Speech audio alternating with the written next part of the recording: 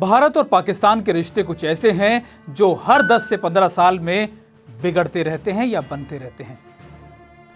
1947 के बाद कई बार ऐसा मौका आया कि हर 10 साल के अंदर भारत और पाकिस्तान जंग के दोराहे या मुहाने पर खड़े नजर आए। ऐसा ही कुछ हुआ 1971 की जंग के बाद।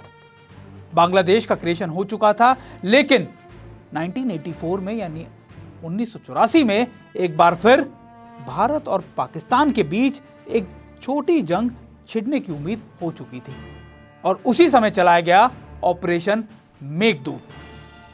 दरअसल 1983 या 1983 के अंदर भारत को यह इनपुट मिले, इंटेलिजेंस इनपुट, कि पाकिस्तान लंदन की कई एक्सपोर्ट बड़ी कंपनियों से हाई एल्टीट्यूड के कपड़े खरीद रहा है, यानी सर्दियों में -40 डिग्री के कपड़े खरीदे जा रहे हैं।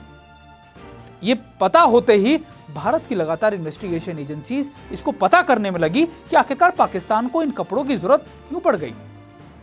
और फिर जो खबरें मिली उसने भारत को चौंका दिया। दरअसल पाकिस्तान कोशिश में था सियाचिन ग्लेशियर पर अपना कब्जा जमाने के लिए। वो सियाचिन ग्लेशियर जो लेह और श्रीनगर के बीच में एक बड़ा बैकबोन के तौर पर जाना जाता है। करीबन 70 से 75 किलोमीटर का यह ग्लेशियर बहुत इंपॉर्टेंट था। भारत को जैसे ही खबर पता लगी, ऑपरेशन चलाया गया, ऑपरेशन मेघदूत। कोशिश यह की गई कि पाकिस्तान के पहले ही उस ग्लेशियर पर कब्जा या फिर अपनी मोबिलाइजेशन कर ली जाए। यह दुनिया की हिस्ट्री में हाईएस्ट बैटलफील्ड के नाम से जगह जानी जाती है, सियाचिन, जिसको वैसे तो रोजेस प्लेस कहा जाता है, यानी जो गुलाबों की एक जगह कहा जाता है, लेकिन यहां पर जिंदगी नर्क से ये चुनौतियां दुनिया की सबसे बड़ी चुनौतियों में से एक है। भारत ने 1984 में ऑपरेशन मेघदूत चलाया गया। 13 अप्रैल को सुबह 5:30 बजे करीब इस ऑपरेशन का आगाज किया गया और तय किया गया कि भारत को जल्दी से जल्दी अपनी मोबिलाइजेशन करानी होगी। करीबन 5 दिनों में इस हाई एल्टीट्यूड में 32 से ज्यादा सॉर्टीज की गई और कोशिश थी हमारे जवानों को जल्दी वहां पहुंचाना। 2-2, 4-4 करके रसद, साजो सामान, पेट्रोलिंग के जरिए हमारे जवानों को इलाकों में पहुंचाया गया।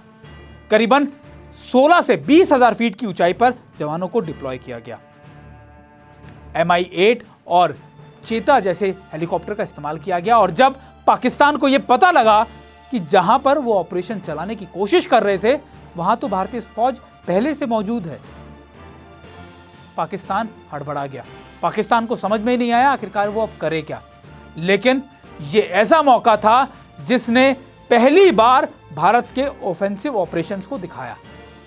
ऑफेंसिव इसलिए कि पाकिस्तान के बारे में, कार्रवाई के बारे में पता लगने से पहले अपनी कार्रवाई को अंजाम दे देना।